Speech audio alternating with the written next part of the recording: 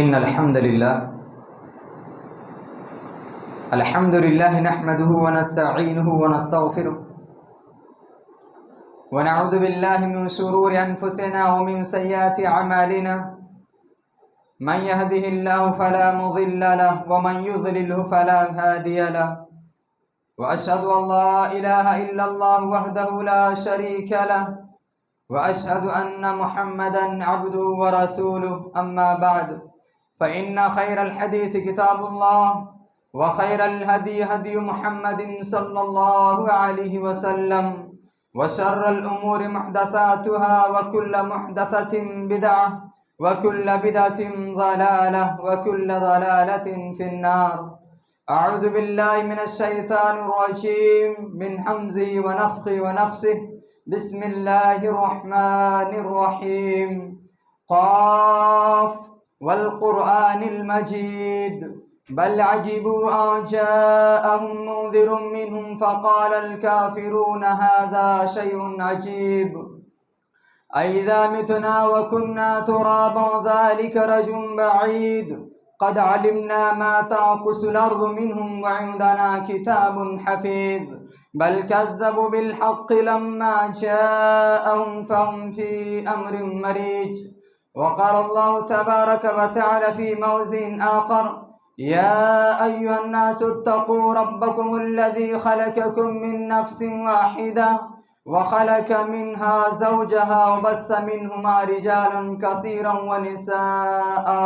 واتقوا الله الذي تساءلون به والأرحام إن الله كان عليكم رقيبا.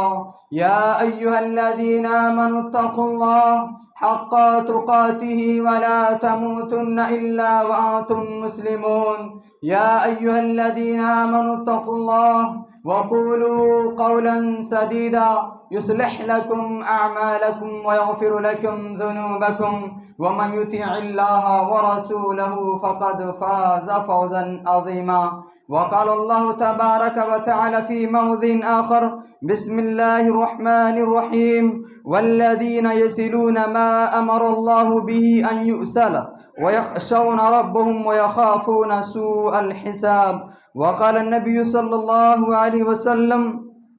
ومن كان يؤمن بالله واليوم الآخر فليصل رحمه. رب اشرح لي صدري ويسر لي أمري واحلل عقدة من لساني يفقهوا قولي.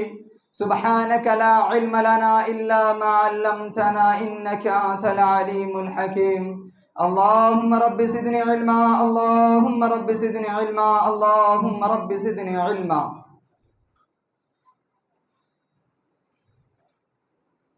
حاضرین جمعہ،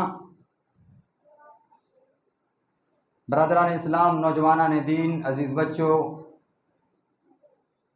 پردہ نشین اسلامی مائیں اور بہنیں،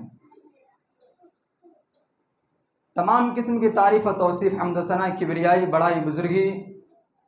لائق و سزاوار ہے اس وحدہ لا شریک خالق کائنات مالک ارض و سما کے لیے، جس اللہ رب العزت نے ہمیں اور آپ کو اس دائرے فانی کے اندر پیدا فرمایا. پیدا فرمانے کے بعد ہمیں اور آپ کو یوں ہی بیکار در در کی ٹھوکریں کھانے کے لیے نہیں چھوڑ دیا، بلکہ اس اللہ رب العالمین نے ہمیں اور آپ کو عقل و شعور عطا کیا، ساتھ ہی ساتھ اپنے بہت سے انعامات و احسانات سے نوازا، اور پھر ہمارے اوپر یہ احسان کیا کہ اللہ رب العالمین نے بہت سے انبیاء علیہ الصلوۃ والتسلیم کو اس دائر فانی کے اندر مبعوث کیا، ہمیں صراط مستقیم پر لا کھڑا کرنے کے لیے، سیدھے راہ بتلانے کے لیے اللہ رب العالمین نے ان نبیوں کو بھیجا. اللہ رب العالمین کے ان تمام انبیاء علیہ الصلوۃ والتسلیم پر درود و سلام نازل ہو، بالخصوص ہمارے اور آپ کے آخری نبی سید المرسلین شفیع المذنبین رحمۃ للعالمین شہنشاہ بطحہ تاجدار مدینہ جناب احمد مجتبیٰ محمد مصطفیٰ صلی اللہ علیہ وسلم کے اوپر. اللہم صلی وسلم علی نبینا محمد صلی اللہ علیہ وسلم. برادران اسلام، خطبہ مسنہ کے بعد جو آیت کریمہ تلاوت کی گئی ہے وہ سورۃ الرعد آیت نمبر 21 سے 21. انشاءاللہ العزیز اسی آیت کے متعلق آپ حضرات کے سامنے کچھ باتیں رکھنے کی جسارت و کوشش کروں گا. اللہ رب العالمین نے قرآن کریم کے اندر ارشاد فرمایا والذین یصلون ما امر اللہ بہ ان یؤصل ویخشون ربهم ویخافون سوء الحساب۔ اس آیت کریمہ کا ترجمہ یہ ہے کہ اور جو لوگ اللہ رب العالمین کے احکام کو مانتے ہیں اور جو اللہ رب العالمین نے رشتہ داروں کو جوڑنے کا حکم دیا ہے، ان رشتہ داروں کو جوڑتے ہیں، صلہ رحمی کرتے ہیں اور اللہ رب العالمین سے ڈرتے ہیں اور حساب کے دن کا خوف کھاتے ہیں۔ اس آیت کریمہ میں اللہ رب العالمین نے مومنین کی 3 صفت کو بیان کیا ہے۔ سب سے پہلی صفت اس آیت کریمہ میں اللہ نے مومنین اور مسلمانوں کا جو بیان کیا ہے وہ یہ ہے کہ مسلمان حقیقت میں وہ ہیں، مومنین در حقیقت وہ ہیں جو رشتہ داریوں کو جوڑتے ہیں۔ اللہ رب العالمین نے جن رشتہ داروں کو جوڑنے کا حکم دیا ہے، رشتہ داروں کے ساتھ صلہ رحمی کرنے کا حکم دیا ہے، ان رشتہ داروں کو جوڑتے ہیں، صلہ رحمی کرتے ہیں، یہ اللہ رب العالمین کے مخلص بندے ہوتے ہیں، یہ مومنین ہوتے ہیں، یہ در حقیقت مسلمان ہوتے ہیں۔ دوسری صفت اس آیت کریمہ میں اللہ رب العالمین نے بیان کیا کہ وَيَخْشَوْنَ رَبَّهُمْ، اور مومنین در حقیقت وہ ہوتے ہیں جو اپنے پروردگار سے ڈرتے ہیں، جن کے اندر اللہ رب العالمین کا خوف ہوتا ہے، جن کا دل اللہ رب العالمین سے ڈرتا ہے۔ ایسے لوگوں کے سلسلے میں اللہ رب العالمین نے کہا کہ اللہ کے مخلص بندے ہوتے ہیں۔ اور تیسری صفت اس آیت کریمہ میں اللہ رب العالمین نے بیان فرمایا وَيَخَافُونَ سُوءَ الْحِسَابِ،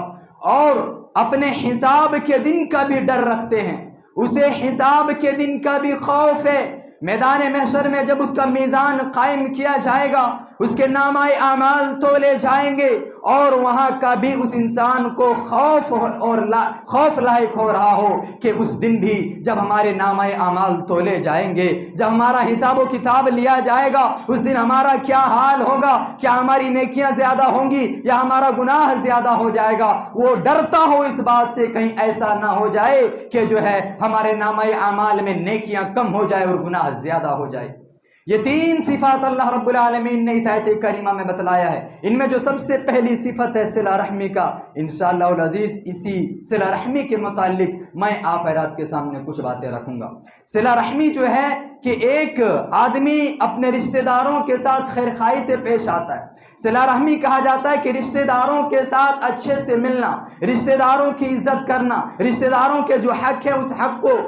پورا کرنا، اور جو رشتہ داروں کے جو حقوق ہیں، وہ حقوق عائد ہوتے ہیں ہمارے اوپر، ان تمام حقوق کا پاس و لحاظ رکھنا، اسے صلہ رحمی کہا جاتا ہے۔ صلہ رحمی جو ہے یہ ہر ایک مسلمان کے لیے ضروری ہے، کیونکہ اللہ رب العالمین نے ہر ایک انسان کو ایک خاندان عطا کیا ہے، ہر ایک انسان کو خاندان عطا کیا، کوئی ایسا انسان نہیں ہے جس کا خاندان نہیں ہوگا۔ اللہ رب العالمین ہر ایک انسان کو خاندان عطا کیا، اور خاندان جو ہے ایک انسان کی جو ہے ایک انسان کا طاقت ہوتا ہے۔ خاندان جو ہوتا ہے ایک انسان کا طاقت ہوتا ہے، ایک انسان کا غرور ہوتا ہے۔ خاندان اگر بڑا ہوتا ہے، خاندان اس کا صحیح ہوتا ہے، وہ انسان بڑا اچھا اور فائق ہوتا ہے، کہیں اس کو پریشانی لاحق نہیں ہوتی۔ اگر اس کا خاندان اچھا ہوتا ہے تو پریشانی میں جو ہے خاندان کے لوگ اس کے سپورٹ کے لیے تیار ہو جاتے ہیں۔ اس لیے خاندان جو ہے ایک طاقت ہوتا ہے انسان کا، اور اللہ رب العالمین نے ہر ایک انسان کو خاندان عطا کیا ہے۔ ہر ایک انسان کے خاندان ہیں، اور خاندان 3 طرح کے ہوتے ہیں، یا تو ددیال ہے، یا ننیحال ہے، یا پھر سسرال ہے۔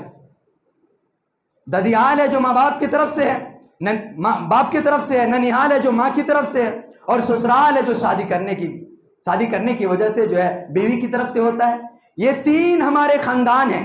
اور ان تینوں کے جو حقوق ہوتے ہیں ہمارے اوپر، ضروری ہے کہ ان تینوں کے حقوق کو ادا کریں۔ ایسا نہیں کہ ہم جو ہے ان تینوں خاندانوں میں سے کسی ایک کا حق ادا کر کے یہ سمجھیں کہ ہم نے پورا حق ادا کر لیا۔ میرے بھائی اور دوستو، پورا حق ادا نہیں کر سکتے ہیں، کیونکہ ہر ایک کا جو حق ہوتا ہے، جس طریقے سے والدین کا حق ہے، اسی طریقے سے رشتہ داروں کا بھی ہمارے اوپر حق ہے۔ اللہ رب العالمین نے قرآن کریم کے اندر ارشاد فرمایا وَآتِ ذَا الْقُرْبَى حَقَّهُ وَالْمِسْكِينَ وَابْنَ السَّبِيلِ وَلَا تُبَذِّرْ تَبْذِيرًا إِنَّ الْمُبَذِّرِينَ كَانُوا إِخْوَانَ الشَّيَاطِينَ۔ آپ سورۃ الاسراء اٹھائیے، بھائی آپ کو یہ آیت کریمہ مل جائے گا کہ اللہ رب العالمین کہتا ہے کہ جو آپ کے رشتہ دار ہوتے ہیں آپ کا حق ان کے اوپر بھی ہوتا ہے، ان کا حق آپ کے اوپر بھی ہوتا ہے۔ ہم اور آپ یہ صرف سمجھتے ہیں کہ ہمارا حق جو ہے والدین کے اوپر ہمارا حق اور ختم ہو گیا، ہم نے والدین کے حق کو ادا کر لیا، ہم کامیاب ہو گیا۔ یا پھر بعض والدین یہ سمجھتے ہیں کہ ہم نے اپنے اولاد کی تربیت صحیح سے کر لی، اولاد کے حق کو ادا کر دیا تو ہم نے پورے کے پورے حقوق کو ادا کر لیے۔ میرے بھائی اور دوستو، اس میں اگر ہم نے ان دو حقوق کو ادا کر دیا تو ہمارے لیے پورے حقوق ادا نہیں ہوئے، یہ تو ادا کرنا ہے۔ والدین کے جو حق ہے قرآن کریم میں کئی مقامات پر اللہ رب العالمین نے بیان فرمایا ہے۔ اسی طریقے سے اولاد کی تربیت کے سلسلے میں ہے، اللہ رب العالمین نے کئی مقامات پر قرآن کریم کے اندر فرمایا ہے کہ تم اپنے اولاد کی صحیح تربیت کر لو، اور اپنے اولاد کی صحیح تربیت کرنے کی وجہ سے ہمارا جو ہے خاندان اور معاشرہ صحیح ہوتا ہے۔ اور اسی طریقے سے اللہ رب العالمین نے یہ بھی کہہ دیا وَآتِ ذَا الْقُرْبَى حَقَّهُ، کہ تمہارے جو رشتہ دار ہیں ان کے بھی تمہارے اوپر حق ہیں۔ اسی طریقے سے تمہارے محلے میں رہنے والے، تمہارے رشتہ دار میں جو مسکین ہیں ان مسکین کا بھی تمہارے اوپر حق ہے۔ وَابْنِ السَّبِيلِ، اور جو مسافر ہیں، جو سفر کر کے جو سفیر آفرات کے سامنے آتے ہیں، یا پھر سفر کرتے ہوئے کسی مسافر کا اگر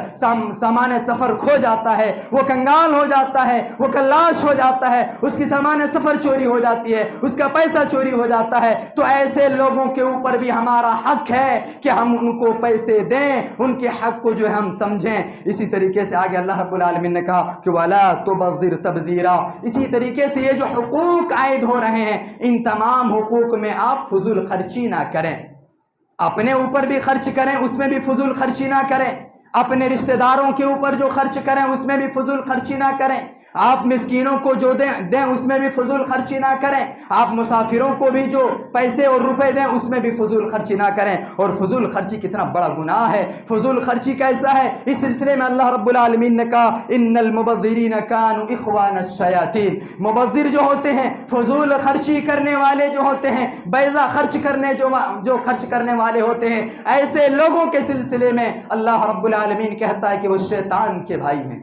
اللہ کیا کہتا ہے؟ وہ شیطان کے بھائی ہیں جو فضول خرچی کرتے ہیں، جو بیضا اپنے پیسوں کو لٹاتے ہیں، جہاں پر 100 کی جگہ پر 1000 خرچ کرتے ہیں، چاہے اپنے ذاتی کے لیے کیوں نہ خرچ کر رہا ہو، یا اپنے ماں باپ کے لیے کیوں نہ خرچ کر رہا ہو، یا اپنے رشتہ دار کے لیے کیوں نہ خرچ کر رہا ہو۔ اگر زیادہ خرچ کر رہا ہو، حساب سے زیادہ خرچ کر رہا ہو، وہاں اتنا نہ خرچ کرنے کی وجہ سے بھی صحیح ہوتا، تو یاد رکھنا اگر فضول خرچی کہیں کر رہا ہے تو فضول خرچی کرنے والے کو اللہ رب العالمین نے قرآن کریم کے اندر فرمایا ہے کہ وہ شیطان کا بھائی ہے۔ چاہے فضول خرچی جیسے بھی ہو، چاہے کھانے میں فضول خرچی ہو، یا کپڑا پہننے میں فضول خرچی ہو، یا بناؤ سنگار میں فضول خرچی ہو، چاہے فضول خرچی جس ناحیے سے بھی ہو، اگر فضول خرچی آپ کرتے ہیں، یاد رکھ لینا، قرآن کریم کو اٹھا لینا، پڑھ لینا کہ اللہ رب العالمین نے قرآن کریم کے اندر فرمایا ان المبذرین اخوان الشیاطین، کہ مبذر جو لوگ ہوتے ہیں، فضول خرچی کرنے والے جو ہوتے ہیں، وہ شیطان کے بھائی ہوا کرتے ہیں۔ اور شیطان کا بھائی جو ہے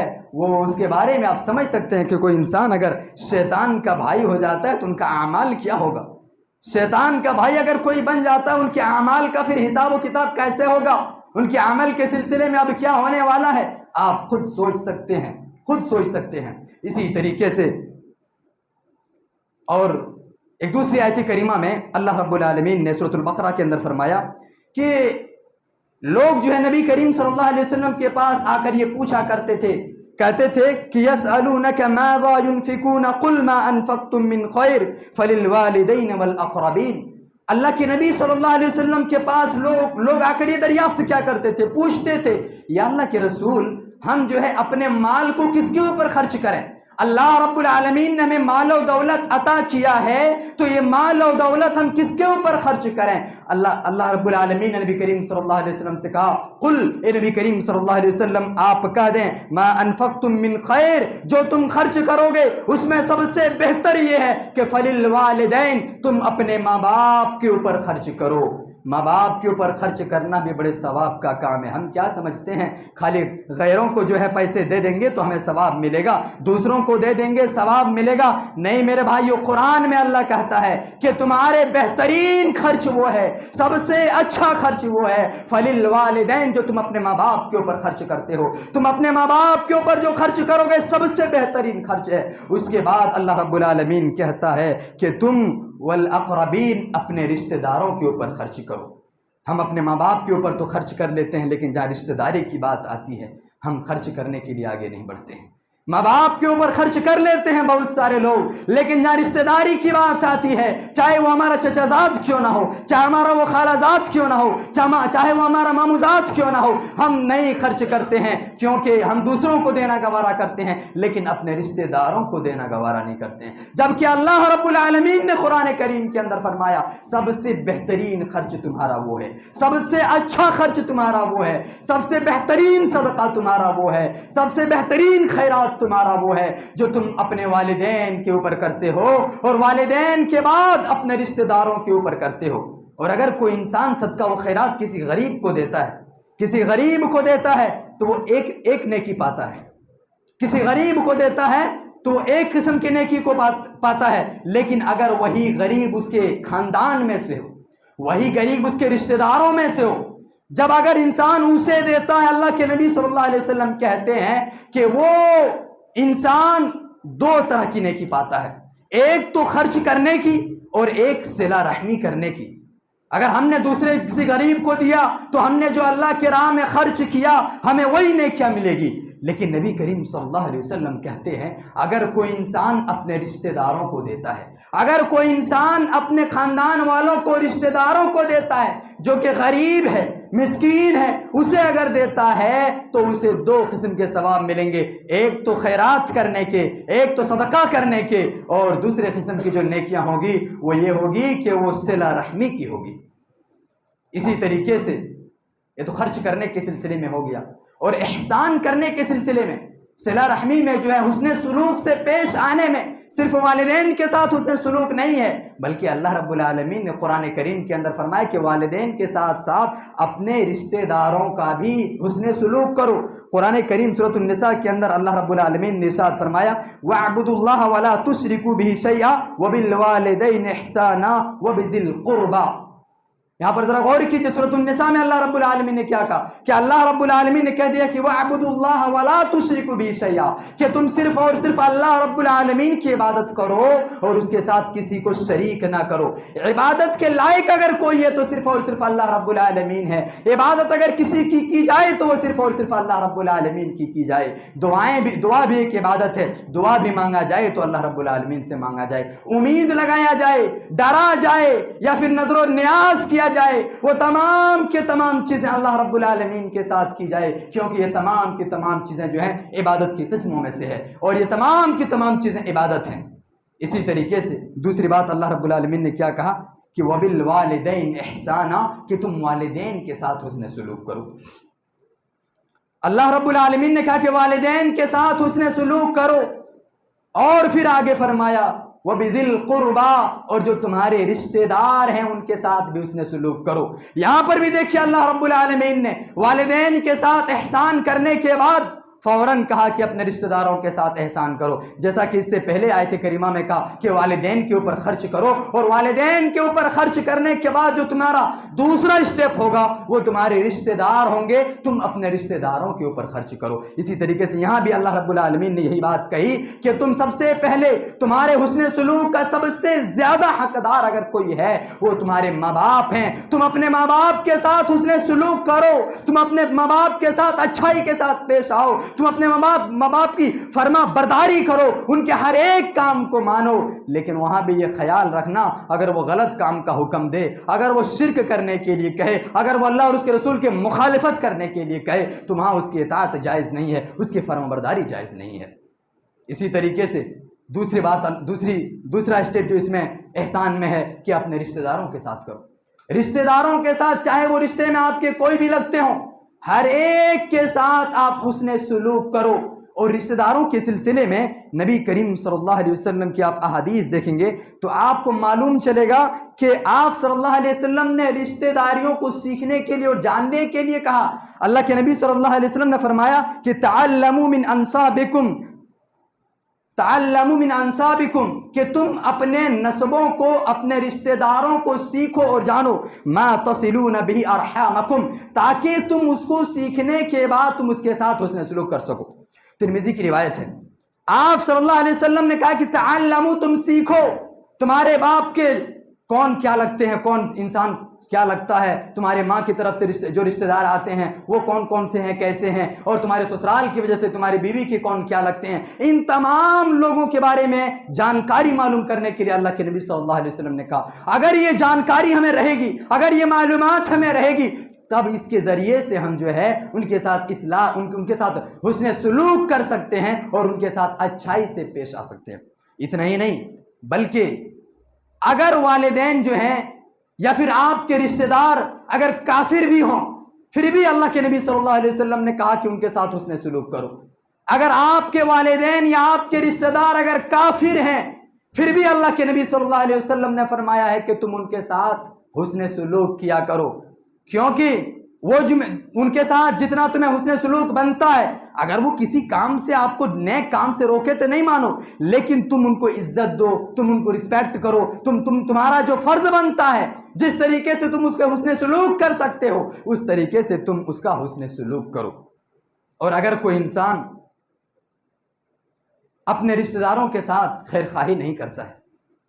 کسی انسان کے ساتھ وہ خیر خواہی نہیں کرتا ہے، رشتوں کو نہیں سمجھتا ہے، اپنے ماں باپ کے ساتھ نافرمانی کرتا ہے، اپنے رشتہ داروں کے ساتھ نافرمانی کرتا ہے، ایسے لوگوں کے سلسلے میں قرآن کریم میں اللہ رب العالمین نے لعنت بھیجی ہے. ایسے لوگوں کے سلسلے میں اللہ رب العالمین نے قرآن میں لعنت بھیجی ہے.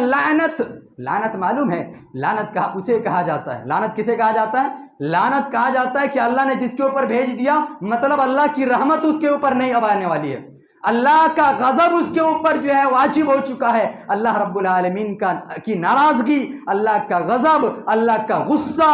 اس کے اوپر نازل ہونے والا ہے، جس کے اوپر اللہ کی جو ہے لعنت آ چکی ہے. وہ ہر ایک خیر سے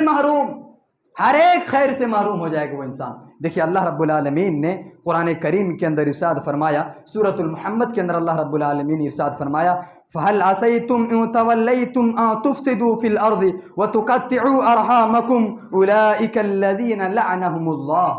اس آیت کریمہ میں ذرا غور کیجئے، اللہ کیا کہتا ہے؟ اللہ کہتا ہے کہ اگر تمہیں دنیا میں مال و دولت مل جائے، اگر دنیا میں تمہیں اثر و رسوخ مل جائے، دنیا میں تمہاری بڑپن آ جائے، تو تم یہ کیا کرو گے؟ سب سے پہلے زمین میں فساد پھیلاؤ گے. اگر اللہ رب العالمین تمہیں اس دنیا کے اندر عزت دے دے گا، اگر اس دنیا کے اندر اللہ رب العالمین تمہیں مال و دولت اور پیسے دے دے گا، تو تمہارا سب سے پہلا اسٹیپ کیا ہوگا؟ تمہارا سب سے پہلا قدم کیا ہوگا؟ اللہ رب العالمین نے اس آیت کریمہ میں بیان کر دیا ہے کہ تم زمین پر فساد پھیلاؤ گے. اور یہ دیکھنے کو ملتا ہے جس کے پاس پیسے ہوتے ہیں، جن کا اثر و رسوخ ہوتا ہے، وہ دنیا میں سب سے زیادہ فساد پھیلانے والے ہوتے ہیں. بیچارے غریب جو ہوتے ہیں، بیچارے جو غریب ہوتے ہیں، وہ اتنا فساد نہیں پھیلاتے ہیں، بلکہ وہ فساد ہی نہیں پھیلاتے ہیں دنیا میں. لیکن جو اثر و رسوخ والے ہوتے ہیں، مال و دولت والے ہوتے ہیں، وہ دنیا میں سب سے زیادہ فساد پھیلاتے ہیں. وہی اللہ رب العالمین نے کہا کہ تمہیں اگر مال و دولت مل جائے تو تم سب سے پہلے کیا کرو گے؟ سب سے پہلے یہی کرو گے، تم دنیا میں فساد پھیلاؤ گے. اسی طریقے سے دوسرے نمبر پر تم کرو گے وَتُقَطِّعُوا أَرْحَامَكُمْ، تو تمہارا دوسرا اسٹیپ یہ ہوگا کہ تم رشتہ داروں کو کاٹو گے. اور آج جو ہے رشتہ داریوں کو کاٹنے والے سب سے زیادہ وہی لوگ ہوتے ہیں، سب سے زیادہ وہی لوگ ہوتے ہیں جو پیسے میں زیادہ ہوتے ہیں. ان کے یہاں عزت نہیں ہوتی ہے. جو پیسے والے سب سے زیادہ ہوتے ہیں، ان کے یہاں سب سے کم عزت ہوتی ہے، اور وہ عزت کو عزت نہیں سمجھتے ہیں. وہ ہر ایک انسان کی عزت کو اپنے جوتے کے نوک پہ رکھنے کی کوشش کرتے ہیں، اپنے پاؤں تلے دبانے کی کوشش کرتے ہیں. وہی اللہ رب العالمین نے کہا کہ تمہیں اگر اثر و رسوخ مل جائے، تمہیں مال و دولت مل جائے، تو تم جو ہے اس دنیا کے اندر رشتوں کو کاٹنے لگو گے. اور اگر ایسا کر لو گے، اللہ رب العالمین کہتا ہے اولئک الذین لعنہم اللہ، یہی وہ لوگ ہیں جن کے اوپر اللہ کی لعنتیں برستی ہیں. ہیں جو دنیا میں فساد پھیلاتے ہیں اور جو دنیا میں رشتہ داریوں کو کاٹتے ہیں، رشتہ داری کو نہیں نبھاتے ہیں، ان کے ساتھ حسن سلوک نہیں کرتے ہیں، ان کے ساتھ اچھائی کے ساتھ پیش نہیں آتے ہیں اور ان کی عزت نہیں کرتے ہیں، ایسے لوگوں کے اوپر اللہ رب العالمین کی لعنتیں ہوتی ہیں۔ اللہ اکبر، ذرا غور کیجیے، اللہ رب العالمین کی لعنت۔ رشتہ داری کو نبھانا بڑا اہم کام ہے، رشتہ داری کو نبھانا بڑا ضروری ہے ہر ایک انسان کے لیے، رشتہ داری کو نبھانا بہت ہی زیادہ ضروری ہے، اور یہ رشتہ داری کو نبھانا اتنا اہم ہے کہ اللہ کے نبی صلی اللہ علیہ وسلم جب بھی کوئی بات کہتے تھے، جب بھی نصیحت کے لیے کھڑے ہوتے تھے، خطبے کے لیے کھڑے ہوتے تھے، نکاح کے لیے کھڑے ہوتے تھے، آپ صلی اللہ علیہ وسلم خطبۃ الحاجہ کو پڑھتے تھے۔ خطبۃ الحاجہ جو ہے کہ ان الحمدللہ کے بعد جو 3 آیتیں پڑھی جاتی ہیں، ان تینوں آیتوں میں سے سورۃ النساء کی جو ایک آیت پڑھی جاتی ہے کہ وَاتَّقُوا اللَّهَ الَّذِي تَسَاءَلُونَ بِهِ وَالْأَرْحَامَ، اس کا معنی کیا ہوتا ہے؟ آپ صلی اللہ علیہ وسلم جب بھی کسی محفل میں کھڑے ہوتے تھے، نصیحت کرتے تھے، سب سے پہلے یہ بات کہتے تھے کہ تم جو ہے اپنے رشتہ داروں کا احترام کیا کرو، اللہ رب العالمین سے ڈرو، رشتہ داروں کے سلسلے میں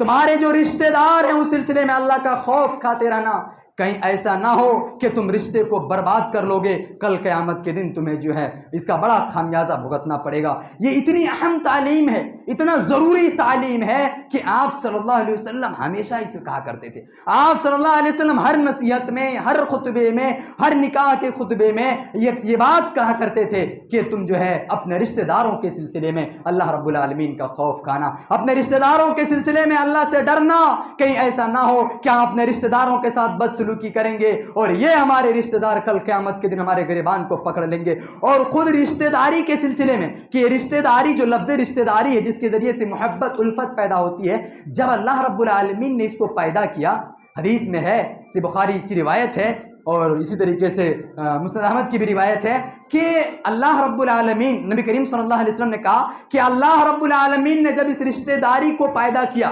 رشتہ داری کو پیدا کیا تو یہ رشتہ داری عرش سے لٹک گیا، اور عرش سے لٹک کر اللہ رب العالمین سے انہوں نے فریاد کیا۔ کیا فریاد کیا؟ فریاد انہوں نے یہ کیا کہ اللہ میری گزارش ہے آپ سے، اور یہ میں کہتا ہوں کہ جو انسان مجھے جوڑے گا یا اللہ تو ان سے جڑ جانا، اور جو انسان مجھے توڑے گا یا اللہ تو اسے ٹوٹ جانا، یعنی تیری رحمت اسے ٹوٹ جانا۔ اللہ رب العالمین نے اس کی اس گزارش کو قبول کیا اور جواب میں یہ کہا کہ میں نے جو رشتہ داری کو جو پیدا کیا ہے اپنے 2 صفت رحمان اور رحیم سے پیدا کیا ہے۔ عربی میں رشتہ داری کو رحیم کہا جاتا ہے، رحمیم،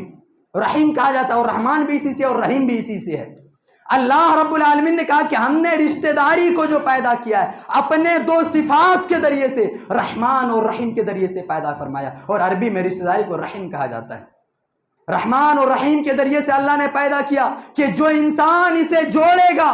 جو انسان اس کے ساتھ احسان کرے گا، جو انسان اسے برقرار رکھے گا، وہ انسان جنت میں جائے گا اور اللہ رب العالمین ان سے خوش رکھے گا، اور جو انسان رشتہ داری کو کاٹے گا، جو انسان رشتہ داری کو توڑے گا، جو انسان رشتہ داروں کی عزت نہیں کرے گا، جو انسان رشتہ داری کو رشتہ داری نہیں سمجھے گا، ایسے لوگوں کے سلسلے میں نبی کریم صلی اللہ علیہ وسلم نے فرمایا لا يدخل الجنت کاتع، متفق علیہ روایت ہے، بخاری مسلم کی روایت ہے۔ آپ صلی اللہ علیہ وسلم نے کہا کہ جو انسان رشتے کو کاٹتا ہے، جو انسان رشتے کو کاٹتا ہے، توڑتا ہے، ایسے انسان جنت میں داخل نہیں ہو سکتا، کبھی بھی جنت میں داخل نہیں ہو سکتا۔ دوسری روایت میں آتا ہے کہ اللہ اس کے لیے جنت کو حرام کر دیا ہے۔ ایسے لوگوں کے اوپر اللہ نے جنت کو حرام قرار دیا ہے جو انسان رشتے کو کاٹتے ہیں، توڑتے ہیں، صلہ رحمی نہیں کرتے ہیں۔ اسی طریقے سے صلہ رحمی کرنے کے سلسلے میں ایک بات ہمارے ہاں یہ پائی جاتی ہے کہ ہم صلہ رحمی جو کرتے ہیں، ہماری صلہ رحمی کیسے ہے کہ اگر کوئی انسان ہم سے آگے بڑھ کر تعلقات قائم کرنا چاہے تو ہم تعلقات قائم کرتے ہیں۔ ہمارا یہی رونا ہے، ہم یہی کہتے ہیں کہ فلاں آدمی نے ایسا کیا، ان کے ساتھ ہم کیسے رشتہ داری کو نبھائیں گے، فلاں آدمی نے ہمیں تکلیف دیا، ہم ان کے ساتھ کیسے رشتہ داری کو نبھائیں گے، فلاں آدمی نے ہمیں بے عزت کیا، ہم ان کے ساتھ کیسے رشتہ داری کو نبھائیں گے، ان کے ساتھ ہم کیسے حسن سلوک کریں گے، ان کے ساتھ ہم کیسے جو ہے صحیح سے پیش آئیں گے۔ میرے بھائی اور دوستو، غلطیاں انسان سے ہوتی ہیں۔ اگر کوئی انسان یہ سمجھ لے کہ اس کے سامنے کوئی غلطی نہیں کرے گا اور وہ خود غلطی نہیں کرے گا تو پھر اسے انسانوں کے ساتھ رہنے کا حق نہیں ہے۔ وہ فرشتوں کے ساتھ اپنی زندگی گزارے،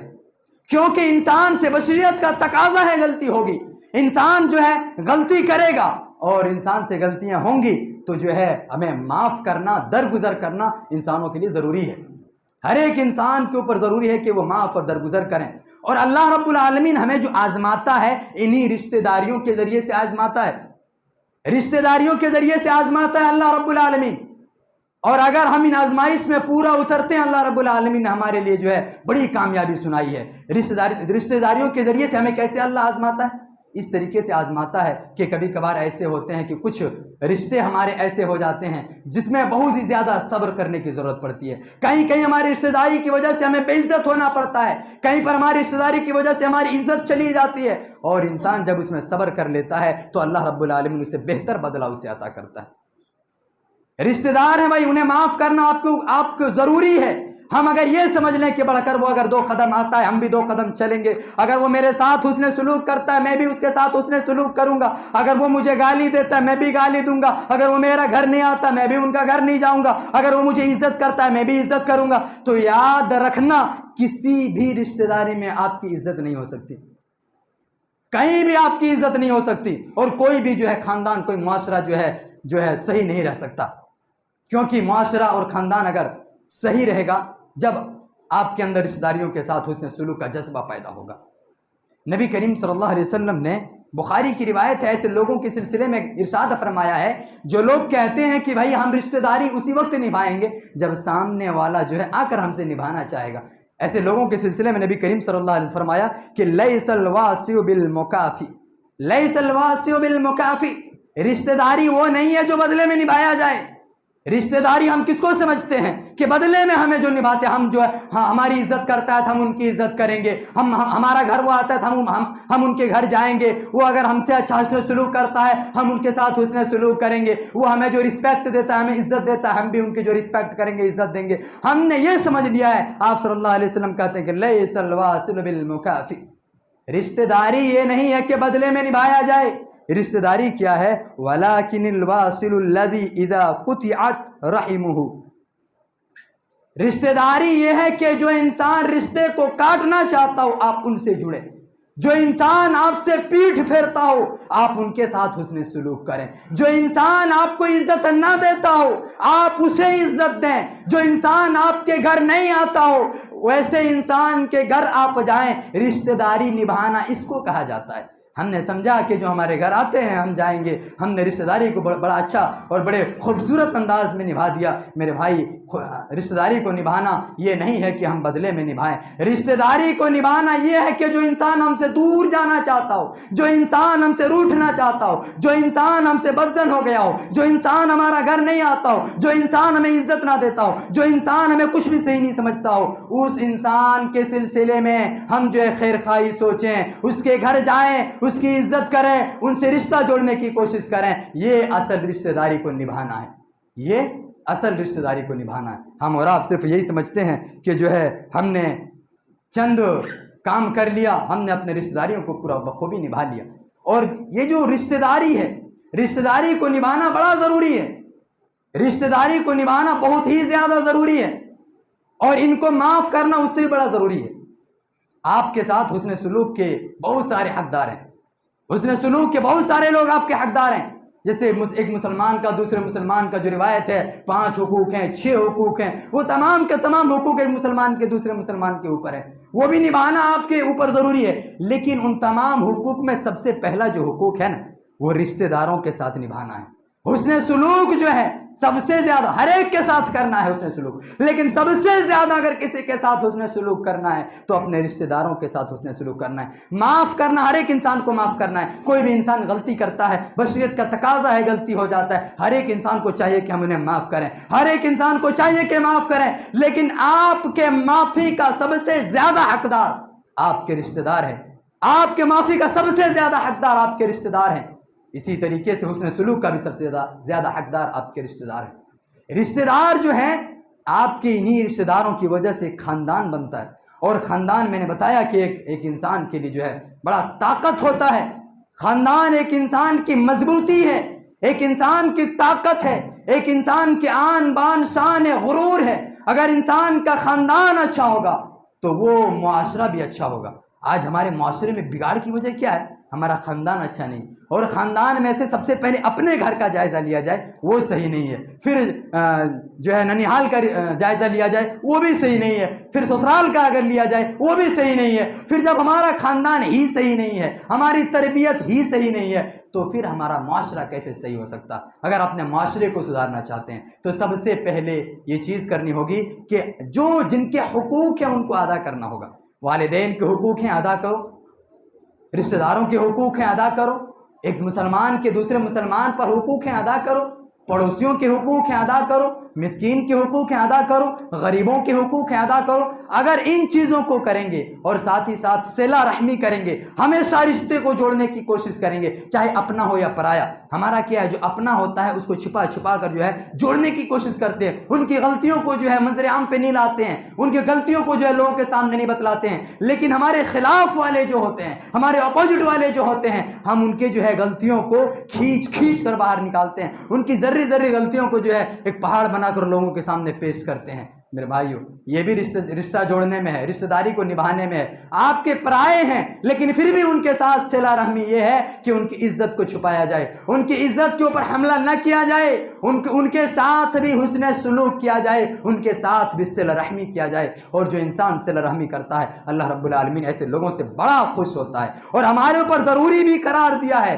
حق ہے، واجب قرار دیا کہ صلہ رحمی کریں۔ اور اگر کوئی انسان صلہ رحمی نہیں کرتا ہے تو ایسے لوگوں کے سلسلے میں اللہ رب العالمین کی لعنتیں برستی ہیں، اللہ رب العالمین کا لعنت ایسے لوگوں کے اوپر ہوتا ہے۔ اب میں انہی چند کلمات کے اوپر اپنی باتوں کو ختم کرتا ہوں۔ آخر میں اللہ رب العالمین سے دعا ہے، بار الہ ہم تمام لوگوں کو ان باتوں کو صحیح طور پر سمجھنے کی توفیق عطا فرما۔ مولا کریم ہم تمام لوگوں کو اپنے رشتہ داروں کے ساتھ حسن سلوک کرنے کی توفیق عطا فرما۔ مولا کریم ہم تمام لوگوں کو اپنے ماں باپ کے ساتھ بھی حسن سلوک کرنے کی توفیق عطا فرما۔ یا الہ العالمین ہم تمام لوگوں کو زیادہ سے زیادہ نیک عمل کرنے کی توفیق عطا فرما۔ یا الہ العالمین ہم تمام لوگوں کو زیادہ سے زیادہ ذکر و اذکار کرنے کی توفیق نصیب فرما۔ یا الہ العالمین ہم تمام لوگوں کو زیادہ سے زیادہ توبہ استغفار کرنے اور نیک عمل کرنے کی توفیق نصیب فرما۔ یا الہ العالمین ہم خطا کار ہیں، گنہگار ہیں، مولا کریم تو ہماری گناہوں کو بخش دے۔ یا الہ العالمین جب تک تم اس دار فانی کے اندر زندہ رکھ، ایمان اور اسلام پر زندہ رہنے کی توفیق نصیب فرما۔ یا الہ العالمین جب ہمارا خاتمہ ہو، اسلام پر خاتمہ ہونے، ایمان پر خاتمہ ہونے کی توفیق عطا فرما۔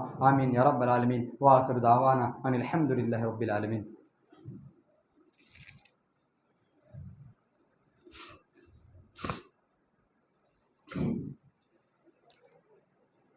الحمد للہ رب العالمین والعاقبۃ للمتقین والصلاة والسلام علی سید الانبیاء والمرسلین وعلی آلہ وصحبہ اجمعین، اما بعد فإن خیر الحدیث کتاب اللہ وخیر الہدی ہدی محمد صلی اللہ علیہ وسلم وشر الامور محدثاتها وکل محدثۃ بدعہ